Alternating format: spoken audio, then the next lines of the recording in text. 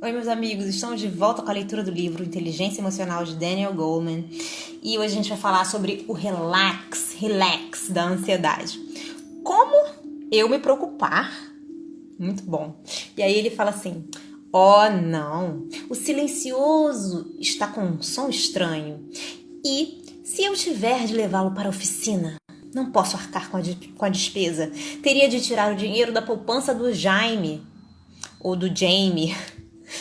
E se eu não puder pagar a escola dele? O boletim escolar ruim da semana passada. E se ele não entrar para a universidade? O silencioso está com um som estranho. E assim a mente preocupada continua a girar num interminável círculo de melodrama barato, um conjunto de preocupações, levando ao seguinte e voltando ao começo. O exemplo acima é apresentado por Elizabeth Rumer e Thomas Borkovec, psicólogos da Universidade do Estado da Pensilvânia, cuja pesquisa sobre a preocupação, núcleo de toda a ansiedade, elevou a arte do neurótico ao nível científico.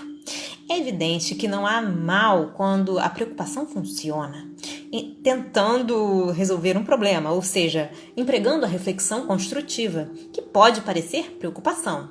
Talvez surja a solução. Na verdade, a reação que se esconde sobre a preocupação é a vigilância para detectar perigos potenciais, o que, sem sombra de dúvida, tem sido essencial para a sobrevivência no curso da evolução.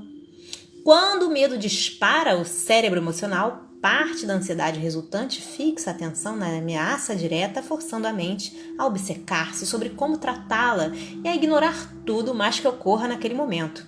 A preocupação é, num certo sentido, uma antecipação da ocorrência de um fato desagradável e de como lidar com isso. O papel da preocupação é o de projetar soluções positivas para os perigos da vida, prevendo-os antes que surjam. O que é problema são as preocupações crônicas, aquelas que se repetem eternamente e nunca se aproximam de uma solução positiva. Uma análise cuidadosa da preocupação crônica sugere que ela tem todos os atributos de um sequestro emocional de baixa intensidade. As preocupações parecem surgir do nada, são incontroláveis, geram um rumor constante de ansiedade, são imunes à razão e prendem aquele que se preocupa numa única e inflexível visão do tema que o preocupa. Quando esse mesmo ciclo de preocupação se intensifica e persiste, beira o limite de sequestros neurais completos. As perturbações da ansiedade, fobias, obsessões e compulsões, ataques de pânico. Em cada uma dessas perturbações, a preocupação se dirige a focos distintos.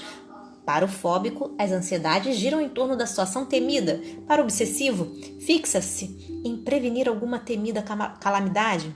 Nos ataques de pânico, a preocupação se concentra num medo de morrer ou na perspectiva de ter uma crise de pânico.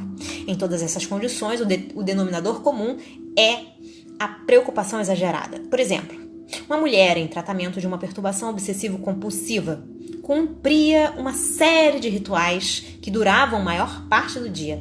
Banhos de chuveiro de 45 minutos várias vezes, lavagem das mãos durante 5 minutos 20 ou mais vezes. Não se sentava sem antes esfregar o assento com álcool para esterilizá-lo. Tampouco tocava numa criança ou animal. Ambos eram sujos demais. Todas essas compulsões eram causadas por um subjacente medo mórbido de germes. Ela se preocupava constantemente, pensando que, sem essas lavagens e esterilizações, pegaria uma doença e morreria. Uma mulher em tratamento do distúrbio de ansiedade generalizada, nomenclatura psiquiátrica para a preocupação crônica, atendendo ao pedido para falar de sua preocupação durante 1 minuto, o fez da seguinte maneira: talvez eu não faça direito. Talvez saia tão artificial que não seja uma indicação do verdadeiro problema. E a gente precisa chegar ao verdadeiro problema, pois se a gente não chegar ao verdadeiro problema, eu não vou ficar boa. E se eu não ficar boa, nunca vou poder ser feliz.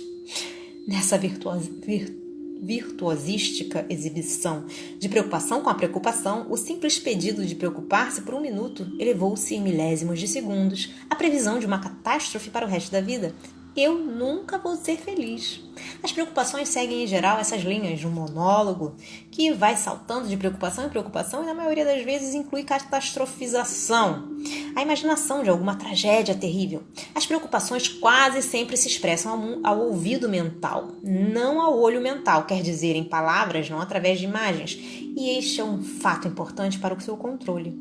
Burkovec e seus colegas começaram a estudar a preocupação isoladamente quando tentavam obter um tratamento para a insônia.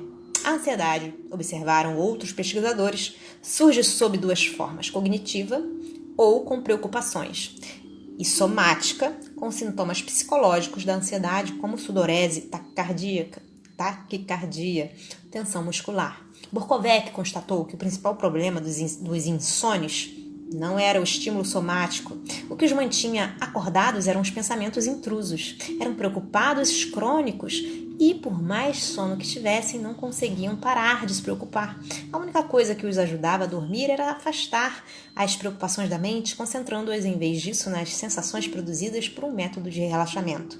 Em suma, as preocupações podiam ser banidas, desviando-se a atenção delas. A maioria dos preocupados, porém, não consegue se desligar. O motivo, acredita Burkovec, tem a ver com uma vantagem parcial da preocupação que reforça muitíssimo o hábito de estar preocupado. Parece haver alguma coisa de positivo nas preocupações. São maneiras de lidar com as ameaças potenciais, com perigos que podem surgir a qualquer momento. A tarefa da preocupação, quando funciona, é simular esses perigos e pensar em maneiras diferentes de lidar com eles. Mas não funciona tão bem assim. Novas soluções e formas de ver um problema não surgem geralmente da preocupação, sobretudo da preocupação crônica. Em vez de produzir soluções para o perigo que imaginam, os preocupados normalmente ficam ruminando sobre o perigo em si, emergindo de uma maneira discreta no pânico a ele associado sem conseguir parar de pensar. Os preocupados crônicos se preocupam com muitas coisas, a maioria das quais não tem a menor possibilidade de acontecer. Vêm perigos no dia a dia que outros nunca notam. Contudo, os preocupados crônicos relatam a Burkovec que a preocupação os ajuda e se auto-perpetua, um interminável ciclo de pensamento cheio de angústia. Por que a preocupação seria o equivalente a um vício mental? Curiosamente, como observa Burkovec, o hábito de preocupar-se é reforçante. Como são as superstições? Como as pessoas se preocupam com um bocado de coisas com pouca possibilidade de realmente acontecer. Uma pessoa amada morrer num acidente aéreo, ir à falência ou coisas do gênero. Há na preocupação, pelo menos para o cérebro límbico primitivo, algo de mágico. Funciona como um amuleto que afasta um mal previsível. A preocupação ganha psicologicamente o crédito de prevenir o perigo que é objeto da sua preocupação. Bom, gente, ficamos por aqui por hoje. No próximo vídeo a gente vai falar sobre a tarefa da preocupação. Um beijo grande a todos, Deus abençoe e até a próxima. Tchau, tchau.